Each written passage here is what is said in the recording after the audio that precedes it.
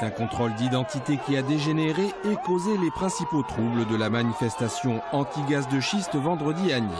Selon la préfecture, 4 policiers et un gendarme ont été blessés. Pourtant, tout avait débuté dans le calme avec quelques 1000 manifestants, 750 selon la police, venus dénoncer la recherche et l'exploitation du gaz de schiste dans le bassin alésien. Ni ici, ni ailleurs, ni maintenant, ni jamais. Parce qu'il ne faut pas oublier que le gaz de schiste reste quand même une ressource qui n'est pas durable.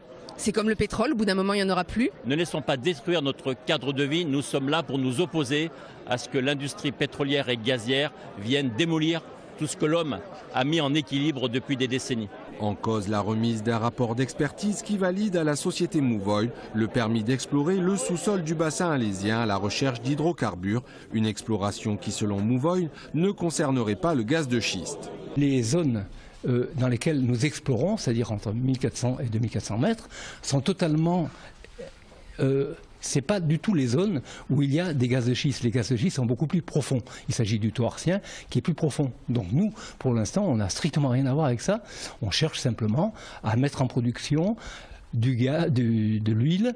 Un discours que ne croit pas la vingtaine d'élus gardois et ardéchois. Ce que nous craignons, c'est que ces compagnies pétrolières ne soient fascinées par ces gaz de schiste et ces or noirs, cette richesse, comme des cochons par des truffes et des pommes de terre, et qu'une fois qu'ils ont repéré, inventorié, ils n'auront de cesse que de vouloir aller les chercher avec la férocité qu'on leur connaît dans le monde entier.